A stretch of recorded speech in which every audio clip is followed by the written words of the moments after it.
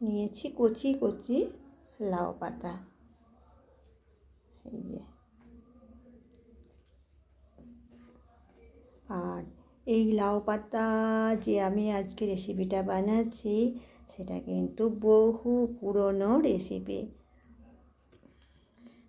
আগের দিনে মা ঠাকুমায়েরা এই রেসিপিটা প্রায়শই বানাতেন।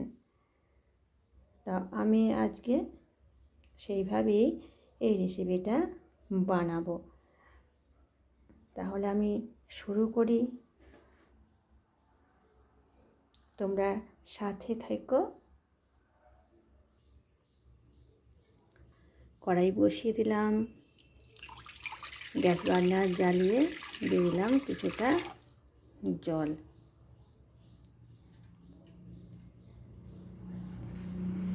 এবারে আমি প্রথমে লাউ পাতাটা একটা একটা করে দিয়ে দিচ্ছি।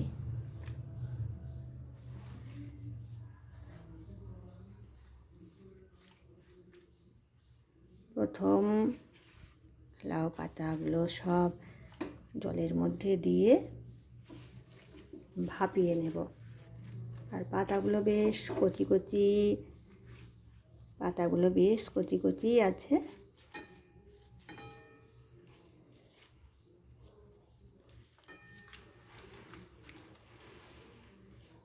একটা ঢাকা দিয়ে দিচ্ছি, অল্প একটু ভাপিয়ে নেব। তো ভাপানো হয়ে গেছে, আমি জল থেকে তুলে নিয়েছি লাউ পাতা। আর লাউ পাতার মাঝে এই যে শিরটা আছে না, ওটা আমি বাদ দিয়ে দিচ্ছি।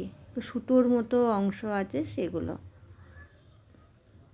তাই খাবার সময় যদি সুতোর মতো অংশ থেকে থাকে তাহলে খেতে অসুবিধা হবে, তাই এগুলো বাদ দিয়ে দিচ্ছি।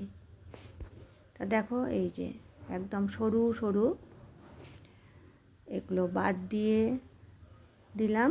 আর এদিকে একটা কড়াই বসিয়ে দিয়েছি, কড়াইটা গরম হয়ে গেছে। দিয়ে দিচ্ছি কিছু রসুন একদম খোসা ছাড়িয়ে নিয়েছি। আর দিয়ে দিচ্ছি দুটো কাঁচা মরিচ আর একটা শুকনো মরিচ। দিয়ে এটা নাড়াচাড়া করে নিচ্ছি। আর এখন দিয়ে দিলাম 1 টিস্পুন কালো জিরা, দিয়ে ভালো করে নাড়াচাড়া করে নিচ্ছি। তা দেখো, একটা ভালো স্মেল আসছে রসুন আর কালো জিরে ভাজার। এটা আমি মিনিট 2 ভালো করে ভেজে নিয়েছি। আর তারপরে সামান্য একটু তেল দিয়ে দিয়েছি। এখন এর মধ্যে দিয়ে দিচ্ছি ভাপানো লাউ পাতা। দেখো, এবার সমস্ত কিছু ভালো করে আবারও নাড়াচাড়া করে নিচ্ছি। আর লাউ পাতার মধ্যে যেটুকু জল আছে সেটা এই নাড়াচাড়া করতে করতেই জলটা শুকনো হয়ে যাবে। তো আমরা লাউ শাকের তরকারি বা ঝোল নানা রকমের তৈরি করে থাকি। তা এইভাবে একবার বানিয়ে দেখো, গরম ভাতে দারুণ লাগে। এরপর বন্ধুরা দেখো, সবটাই আমি তুলে নিচ্ছি। সবটাই তুলে নিয়েছি। আর একটা আমি নিয়ে নিয়েছি মিক্সার গ্রাইন্ডারের জার।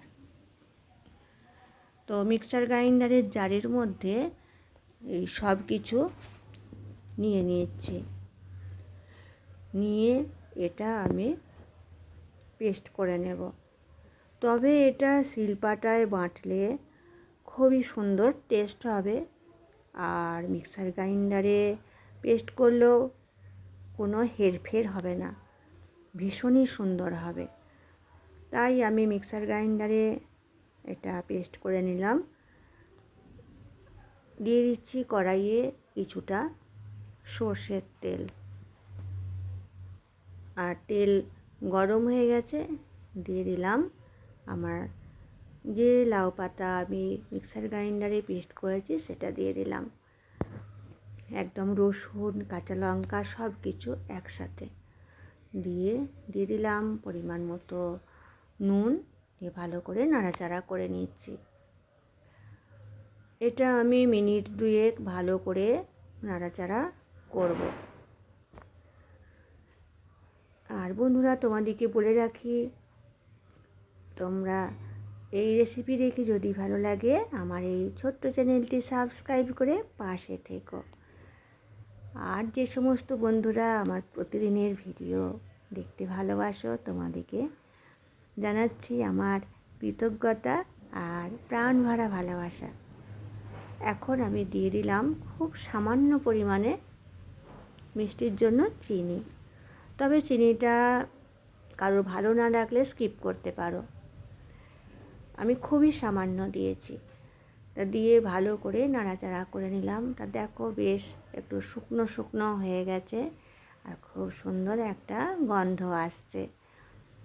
লাউ শাকের তো এমনি একটা সুন্দর সেন্ট আছেই, আর তার সাথে রসুন, কাঁচা লঙ্কা, কালো জিরা সমস্ত কিছুই দেয়া আছে। তো এরপর আমি এটা তুলে একটা পাত্রে পরিবেশন করে দেখাচ্ছি। জাস্ট অসাধারণ হয়েছিল গরম ভাতে। তা তোমরা একবার এভাবে বানিয়ে দেখতে পারো, তোমাদের খুবই ভালো লাগবে। আর আমাকে একটা ছোট্ট কমেন্ট করে তোমরা জানিও তোমাদের কেমন লাগলো। আর তোমাদের কমেন্ট পড়তে আমার ভীষণই ভালো লাগে। তো বন্ধুরা, আজকের এই রেসিপি তোমাদের সাথে শেয়ার করলাম। তাহলে আবার তোমাদের সাথে আগামী দিনে দেখা হবে। আজকের মতো আসি। সকলে ভালো থেকো, সুস্থ থেকো, সাবধানে থেকো। Tata, bye bye.